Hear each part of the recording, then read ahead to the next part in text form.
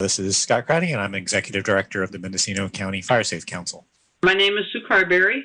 I'm currently the fire chief at Laytonville Volunteer Fire Department and Ambulance. I joined the fire department about 21 years ago as an EMT and firefighter.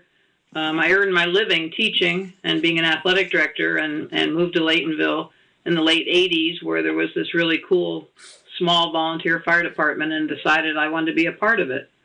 So sort of late in the life as we talk about it, but it was a good career, and I retired from teaching, so now I can afford to spend more time running the department. I've been the chief for the past 4 years and looking to retire probably in the next couple of years. Dave Latouf, Mendocino, and we're a 100% volunteer department. I joined as a firefighter about 22 years ago. Got my EMT license, as most of our calls are medical. Kind of went up through the ranks of captain and assistant chief, and then stepped into the chief position almost going on 2 years now. I was head of our ocean rescue and high angle rescue programs. I took it over from one of the prior chiefs. I'm a contractor, but fortunately I have a well-organized crew that allows me a lot of flexibility and time. So you guys are both chiefs of your department, but you're also all volunteer? Is that what I'm hearing? Yeah, both departments are all volunteer. Wow. Yeah. A lot of people don't realize the volunteer commitment that all the volunteers have to this county, especially the visitors coming from big towns. But the Chiefs Association was started in the late 80s. I'm not sure of the exact year. And it's encompasses the 21 fire brigades that are in Mendocino County, the organized fire brigades. That excludes CAL FIRE, although they are an integral part of our Chiefs Association. Anything to add to that, Sue? No, that's pretty basic. We get together every other month, except for COVID, of course, threw a wrench into it, and share a lot of ideas. We have auxiliary organizations that join us from time to time, like Mendocino College's Fire Science Program person, and other auxiliary organizations. We get a huge support from the county sheriff's MCSO, and a lot of networking goes on between all the support agencies and the chiefs of individual departments. Of all those departments, probably Ukiah Valley Fire Authority is the only one with paid staffing. The rest of them, or the rest of us, are all volunteer departments. Yeah, a few departments have paid chiefs and all other volunteers. A few other ones might have a paid chief and a paid assistant chief. As you know, Sue, that the admin load keeps increasing for the chief. And so eventually, and I hope not in my tenure, chief will have to be paid somewhere along the line. The need keeps increasing and the finances keep decreasing. Back to the Chiefs Association, it really tries to support training of volunteers in the county. And what do you have to add to that, Sue? Well, so I think one of the things that the Chiefs Association does perhaps best of all is run the Chiefs Academy. That's a program that's run from January to late spring every year, where departments send their volunteers every weekend. These volunteers give up Friday night, Saturday, Sunday, at least two days of the weekend, and go off and receive training at various different fire departments. We usually run around 20 to 30 participants. It's a huge commitment on their part, but when they're done, they come out with firefighting skills that would be very hard for each department to do individually. Yeah, they're pretty well tuned up. I mean, that was started because most of fire science classes are during weekdays, which conflicts with normal jobs that volunteers have. And a lot of them are out of county. And so this was really set up. I went myself in 1998. That was the year I joined. And it had been going for several years prior to that. And you come out of it with a lot of networking with other departments and see how other departments are structured. The teachers and that instructors are all from departments in the county, and the locations vary around. Mostly they're in the central corridor of the county, but it helps with travel for the volunteers. And when did the Chiefs Academy get started originally? I think it was started in the 90s, probably the second half of the 90s. It had been going several years by the time I jumped in.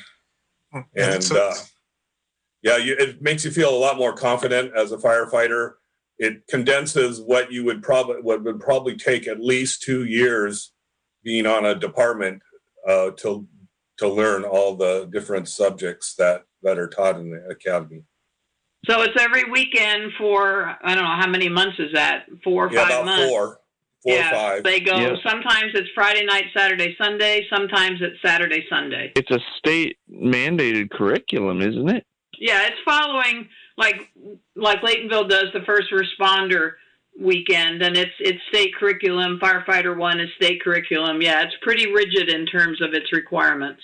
Plus, then we end up with a live burn of some kind or another. In the old days, they used to actually find a place that needed to be burned down and burn it down. In recent history, they use a burn trailer, which is a simulated trailer, but it's real fire fueled by propane.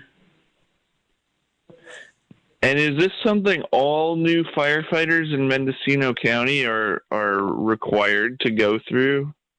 It's encouraged for the new recruits to go through.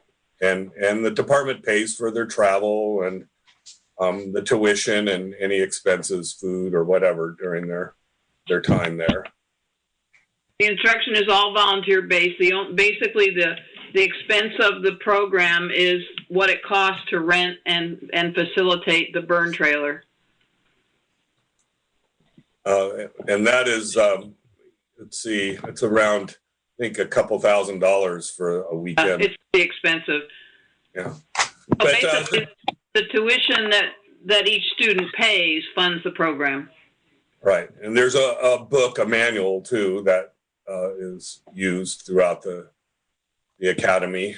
Can't remember the cost per student. Last year it was $400 because we upped the hours required. The textbook is what's used at fire science programs, junior colleges around the state. So it's the same curriculum that you would get if you actually enrolled in a college to take fire science. Did I hear correctly that the departments basically have to raise the $400 on their own to pay for their people to go through the academy and get trained? Yeah, last year it was $400. It's been the previous years, it's been a couple $100, $200. But if you consider the amount of training that they're getting, that's a hell of a deal. Yeah. It would cost the department much more to send them off somewhere else to do the same thing. And the amount of time that the volunteers are giving up. I mean, every weekend for all that time is a long time. It's a lot of weekends. Yeah. Can you run through what some of the classes are? It's everything you could imagine that's required of a fire person. It's medical, it's the self-contained breathing apparatus, it's hand tools, it's auto extrication, it's hazmat, hazardous materials, it's ladders. Okay, Dave, help. Yeah, firefighter safety, confined space awareness. Let's see, wildlands fire as well as structure fire. It touches on all of those things. Kind of rope rescue. they have a weekend of that as well. And yeah, I think probably touched upon about all the topics. Every weekend is a new topic. Right, and it's rain, shine, snow, whatever. How much is classroom and how much is hands-on? Well, it depends. You know, something like hazmat, hazardous materials, is probably, you know, a lot more classroom than it is hands-on. We don't usually try to blow places up. The first responders, about a third classroom and 2/3 hands-on. I think it just varies from topic to topic.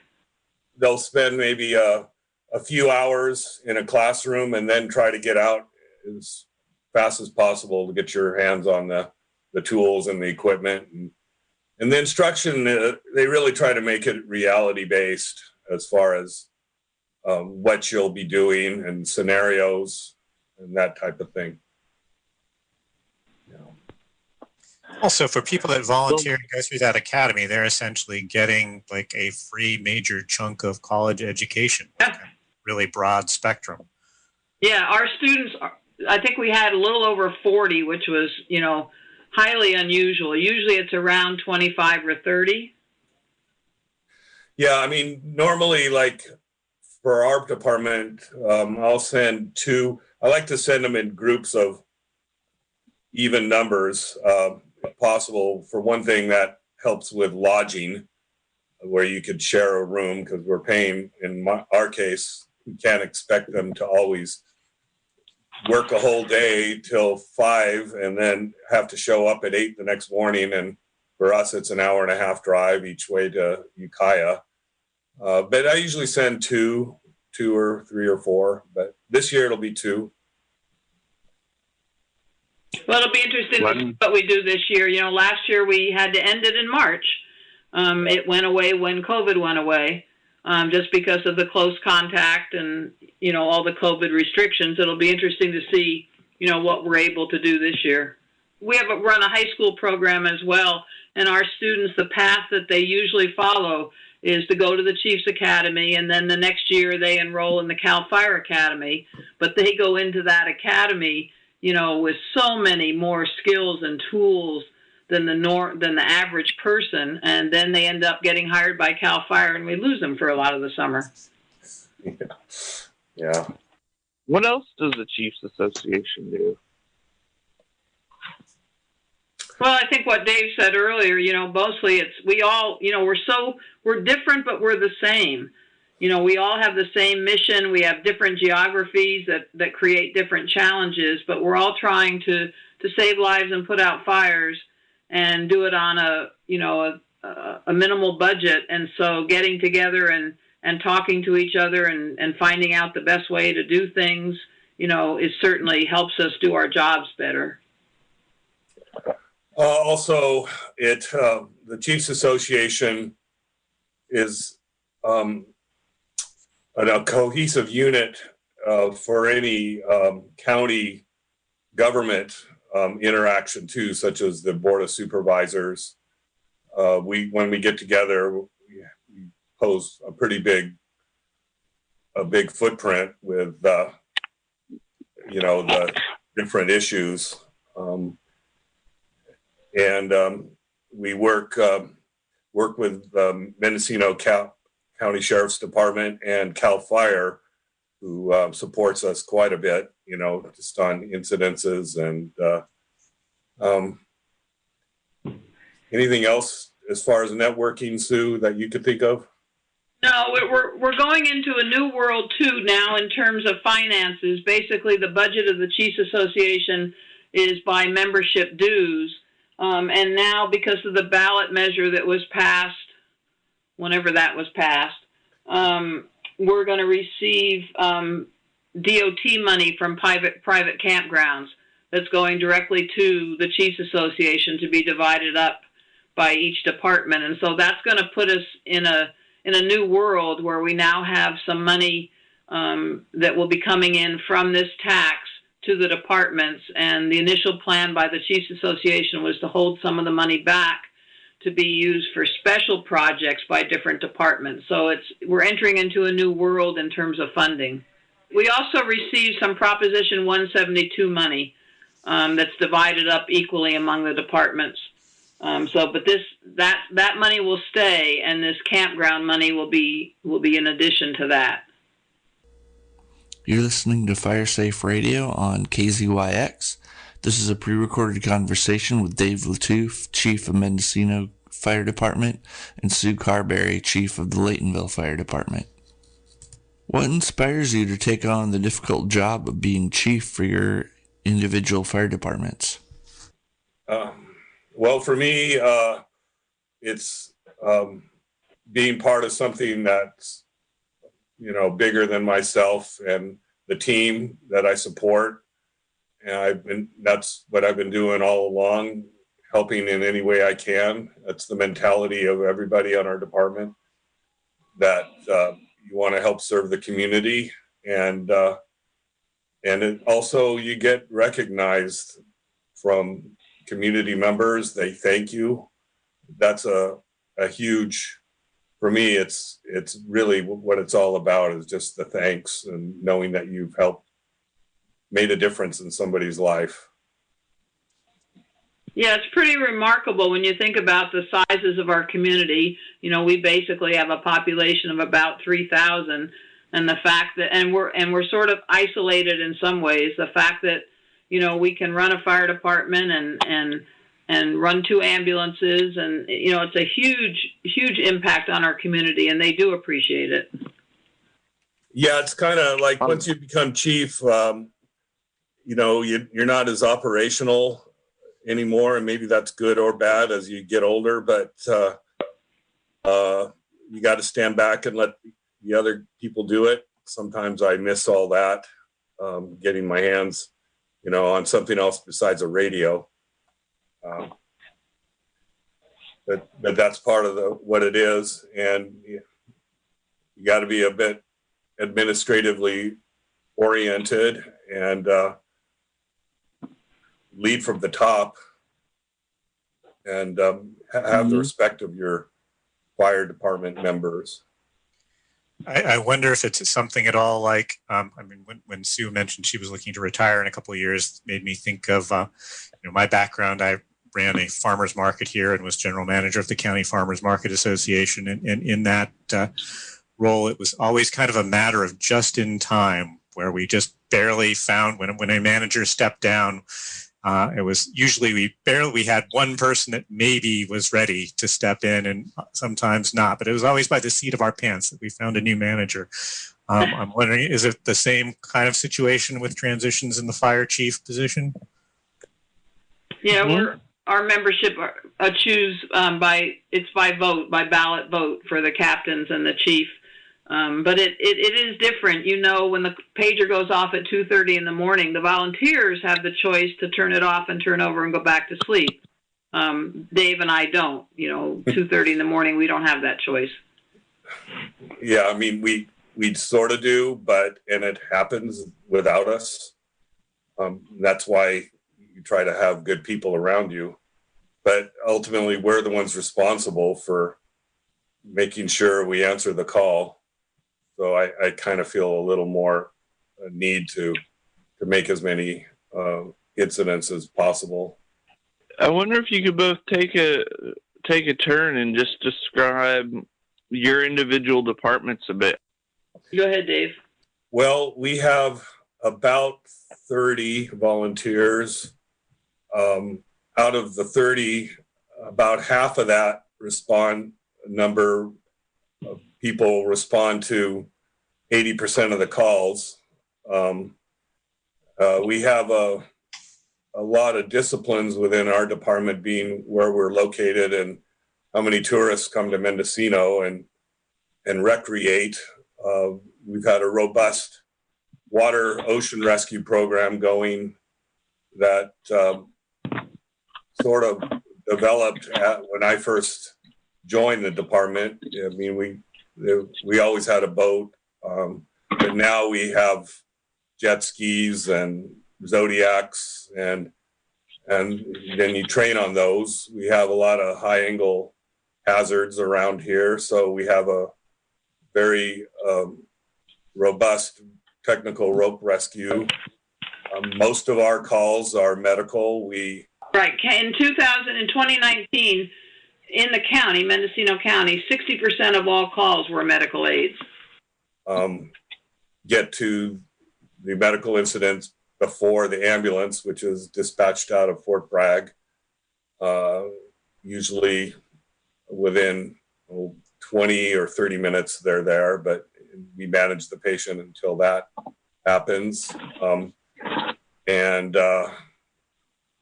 fires, like Sue kind of said, or that you said, Cobb, are sort of the least of all the things we do,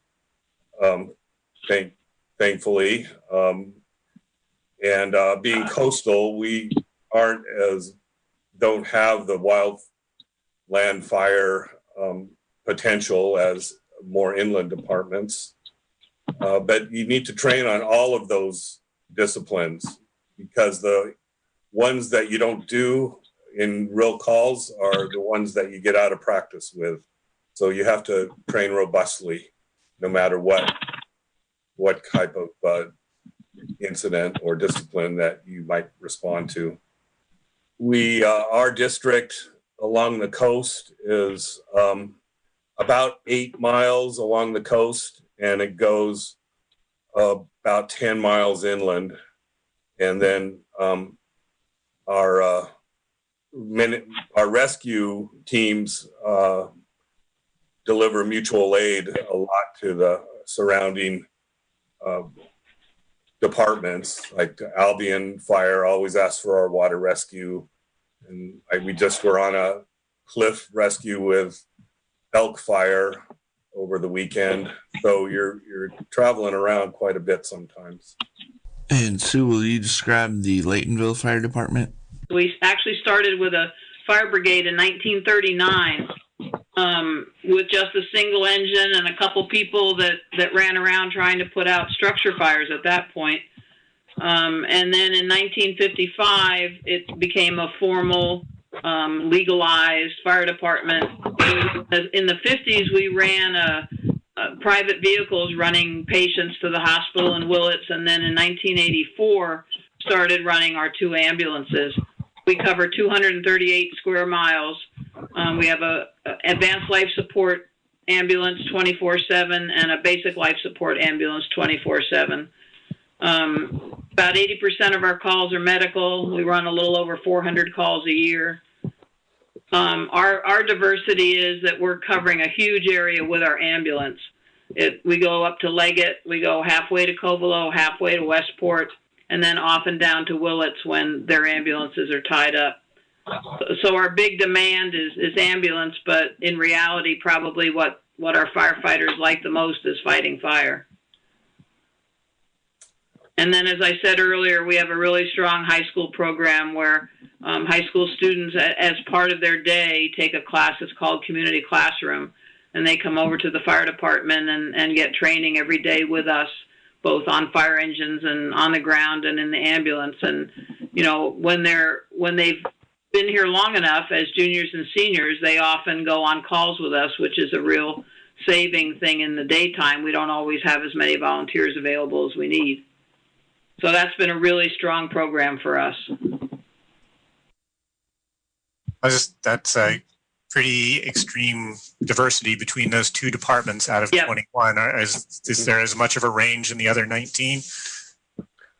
Probably so. I mean, I think we are so diverse. Like Dave said, you know, geography alone. You know, we have a major highway running through the middle of town, and people don't know how to drive very well often, and so they end up crashing, not even knowing where they've crashed.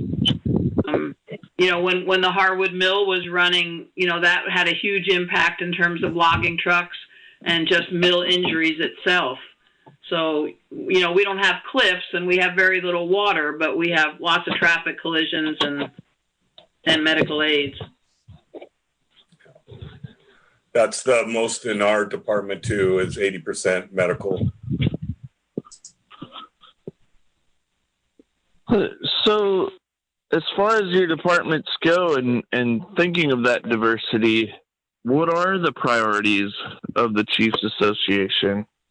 Well, I think to share, survival stories just in terms of how we're coping and how we're managing the same situations, finding good volunteers. Our volunteers are really young. We're either old or young and nothing in the middle, and that creates problems also. Just keeping up the volunteer ranks, funding is always an issue. Running our ambulances, we take a huge chunk out of our general fire budget just to break even on the ambulance. I mean, ambulances cost money and they don't make money. So that's a huge commitment. And just, how to survive when there isn't enough money. You shouldn't have to do bake sales to fund fire departments. Right. Yeah, the county government is ultimately responsible for EMS, in their counties, but the burden of it lands on the volunteers that aren't paid. And the departments, to support them, they have to buy the medical gear and whatever else they need to maintain medical calls. And so that comes from different revenue sources depending on the departments. So what's the dollar value of the volunteer fire departments in Mendocino County? If all the volunteers had to be paid in terms of their time put in and their skills and their experience, what kind of number would that be?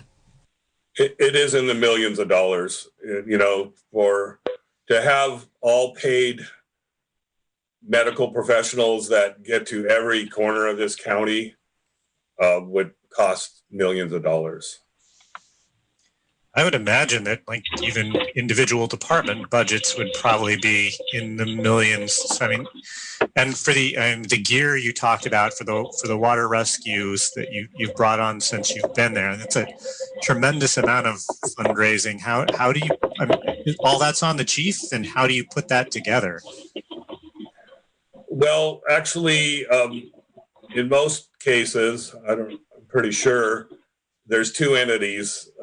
The business end is organized by the board. We have a 5-person board that gets public funds. In our case, we have a property tax assessment, and that generates about half of the budget or half of the revenue. The county does give a funding allocation to each department from their tax sources.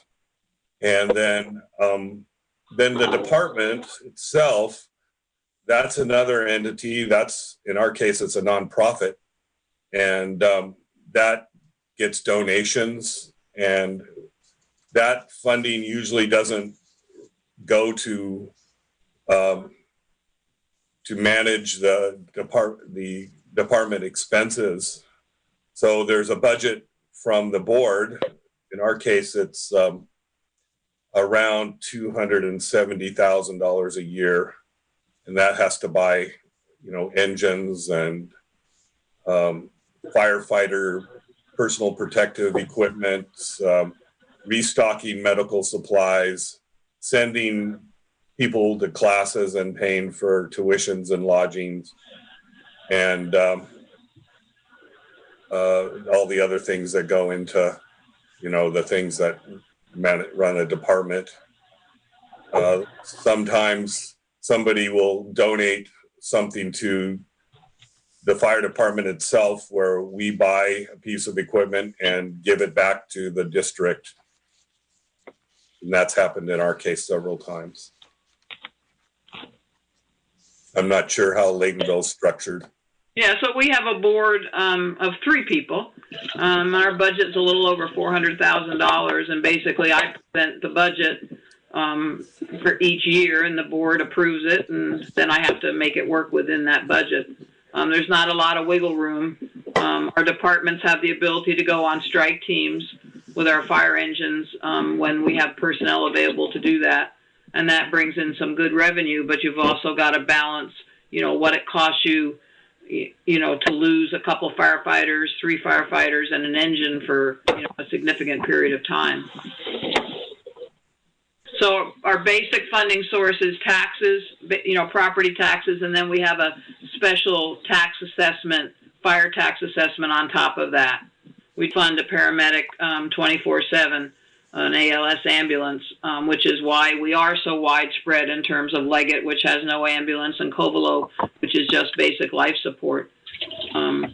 And so that's a huge expense. And when we're having ambulances available and paramedics available, that costs us money whether we run or not. And we only make money off of the ambulance if we transport the patient, and we only make money off of that transport if they have, some kind of insurance. And then we have a company that goes out and bills for us and goes to collection if need be and works hard to collect money. And out of the money that we spend, we collect about 25 to 30% on insurance, and that's what's killing ambulance services is the collection rate. You can bill whatever you want, but Medicare, Medi-Cal are only going to pay a very small percentage, and some people have no insurance at all, or they have bad addresses and they never get the bill, and you can't survive very well if you're only collecting 25 to 30%. And that's sort of the crisis of the ambulance service in the county, is just trying to keep up with the demand and be able to afford it. And we have basically one full-time paramedic, and then we have 6 paramedics that work part-time, meaning that basically they have other jobs as well. And so we're always shuffling the schedule to make sure that 365 days a year there's a paramedic sitting in Laytonville.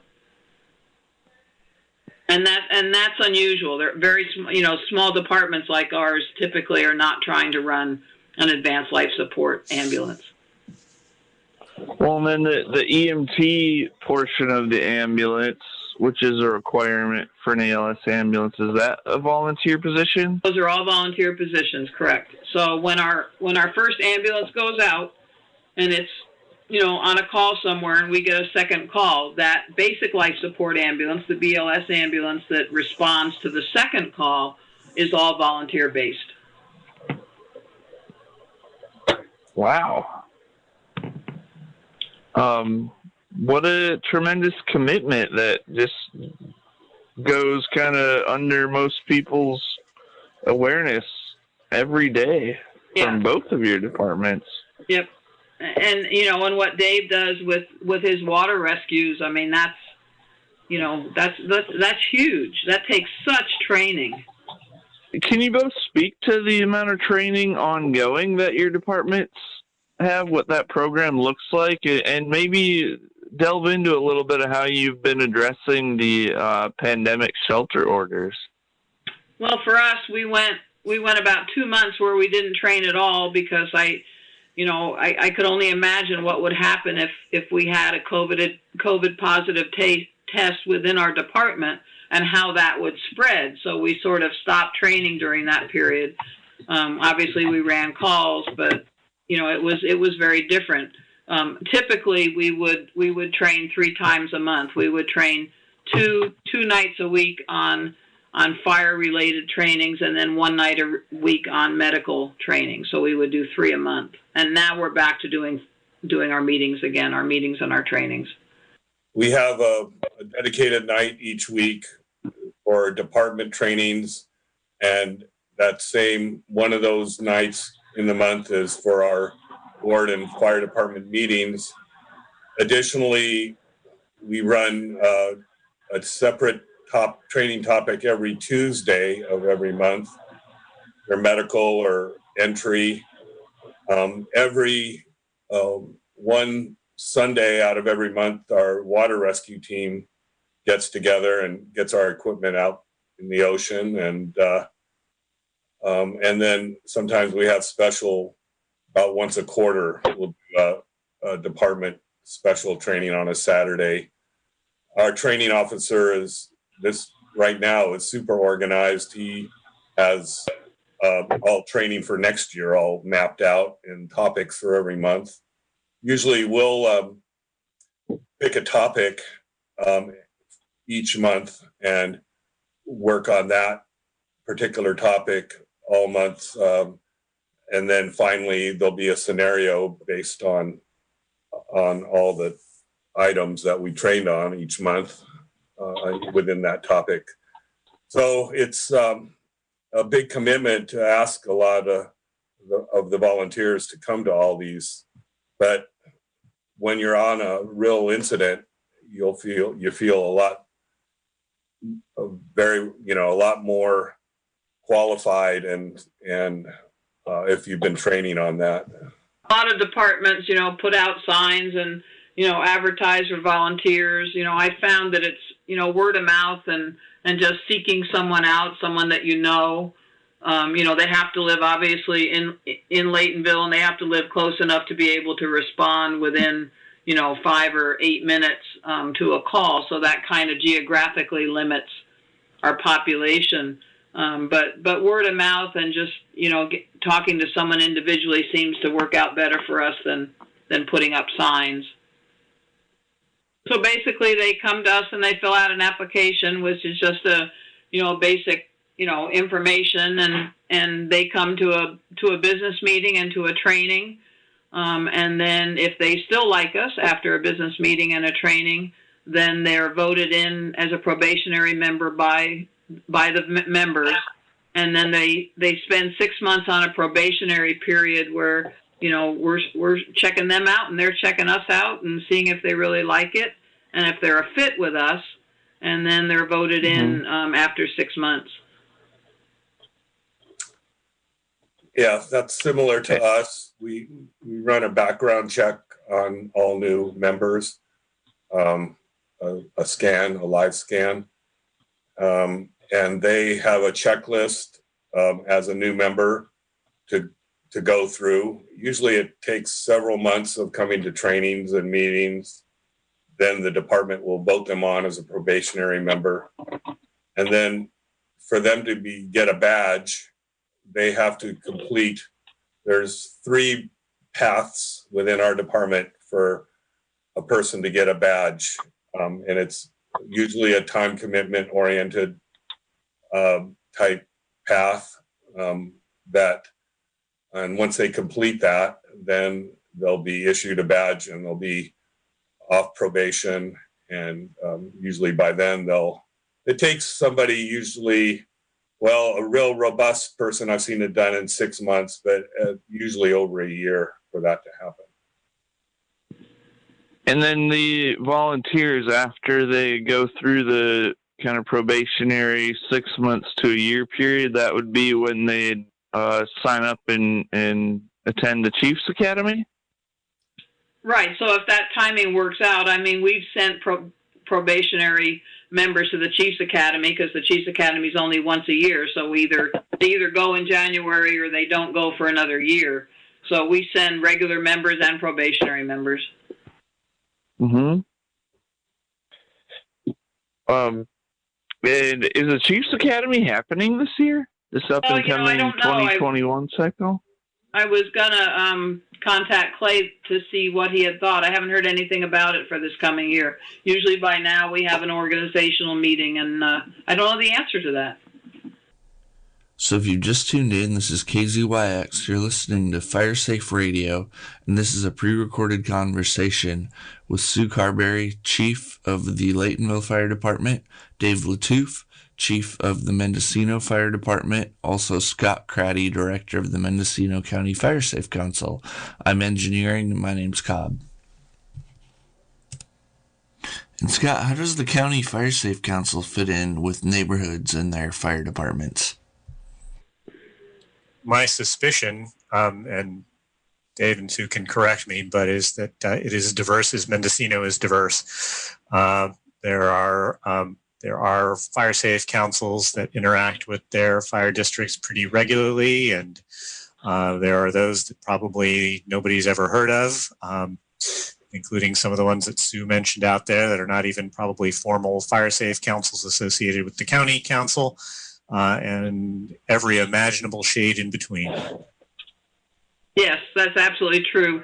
What we're doing here in Laytonville, and please knock on wood, it's helping us a lot. CAL FIRE's thought for the year, their motivation is keep the fire small, and I think that's really a key part of the story.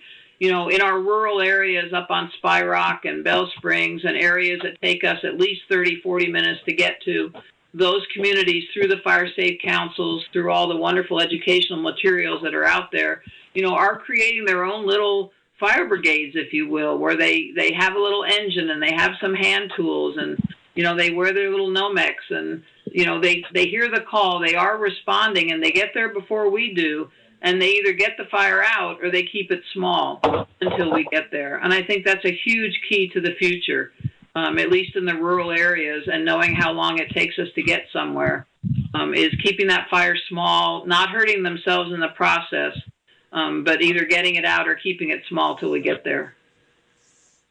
Spy Rock Road has gotten a little more organized, and they came down and met with us, and we went up there and did two different programs. I did a taped program for them, and then one of our engines and our people went up and kind of did some training with them. But yes, it is as diverse as we all are.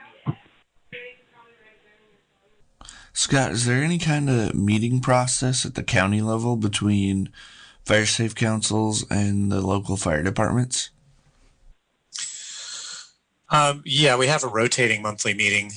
We have every other month, we will have a leadership meeting of the neighborhood fire safe councils. So for those that are formally affiliated with the Mendocino County Fire Safe Council, we have a meeting that's kind of a roundtable discussion where all the groups get to talk about what's facing them at the moment and what they're doing.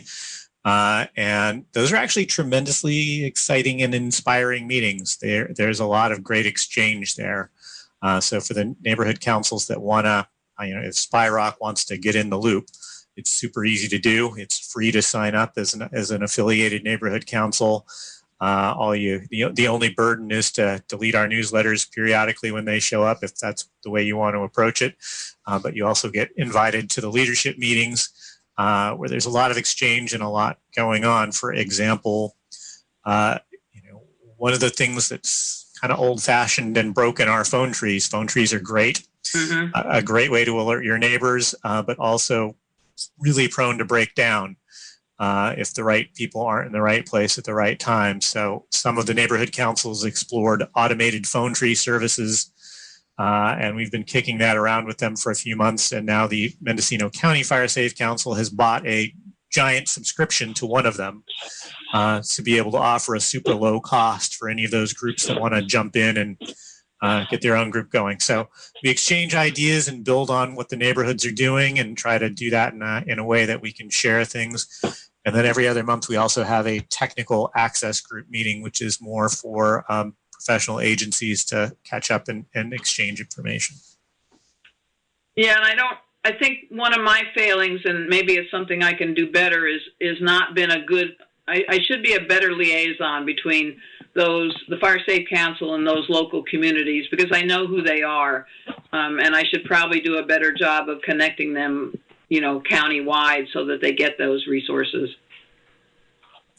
Yeah, it's big. I mean, the more we connect that network, certainly the better. So if you've got a neighborhood out there that's doing anything to fire safe itself, join the network. And the worst case scenario is you get a little more information, and you also get to find out ahead of everybody else what's going on. Our newsletters tip off people that are in formal associations when there's new grant money in the area, so you get the opportunity to snag that for your neighborhood first. Thanks, Scott. We're coming up on the end of our hour with Sue Carberry, Chief of the Laytonville Fire Department, and Dave Latouf, Chief of the Mendocino Fire Department. Scott, you have any final questions for either of our guests? If there's a message you'd like to get out that hasn't got out to help improve the fire situation around here, what would it be? Individual awareness to, all the potential fire in our county, and the awareness of our ambulance situation in the county and how fragile that is. And not being afraid to make a 911 call. I mean, smoke checks, that's fine. I'll do those all the time. Sometimes they're nothing, and that's fine. I'm good with people worrying about, this. They don't need to.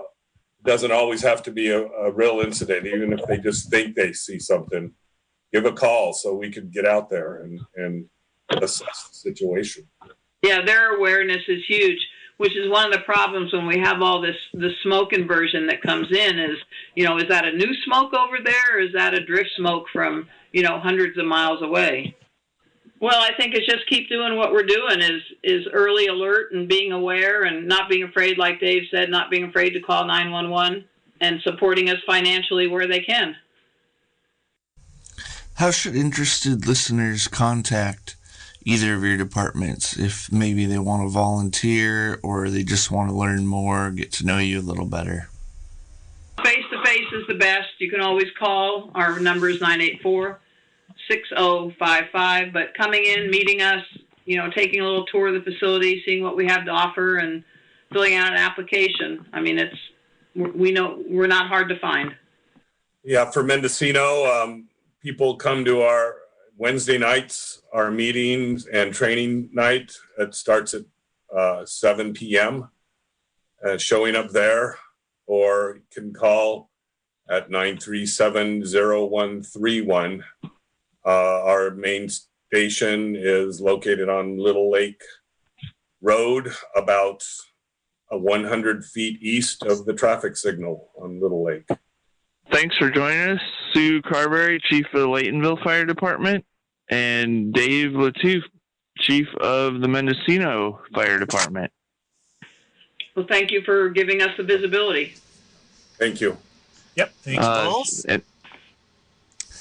And that concludes our pre-recorded broadcast, everybody. Thanks for listening. And Clay Eubank, do I have you live on the air right now? Yeah, you do. Hey, thanks for joining us. So everybody, one more unsung hero in the volunteer fire service with Mendocino County. Can you give us your job title and experience and your relation to the Fire Chiefs Academy, Clay? Sure. I'm Clay Eubank. I'm the EMS officer for Anderson Valley Fire Department, which means I manage the ambulance. And I'm also the coordinator for the Mendocino County Chiefs Academy. Cool. And you were so gracious to join us live on the air this morning just for a few minutes to give an update. So what happened with the Chiefs Academy this year with the pandemic shelter orders, and what creative solution have you come up with for next year, Clay? Well, last year, the Academy students got through all the weekends except for the last 4 weekends of the Academy, which is rough because it's a 13-week commitment. And so we had to cancel it. This year, what we're doing is we're not going to add new students like we would normally do. We're going to finish the students that were unable to complete it last year so that they can get their final certifications, which would include hazmat training and wildland training, vehicle extrication, and hopefully the burn trailer as well. And is that structure going to be mostly the same, or a lot of it online?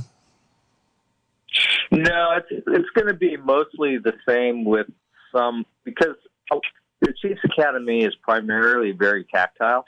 Right. In terms of training and instruction. It's difficult to do that online, but we will be taking appropriate precautions for the COVID and making sure that there's social distancing and masks are worn. Got it. Nice. And so as the coordinator, how many people are you working with to coordinate that academy? How many people are instructing it?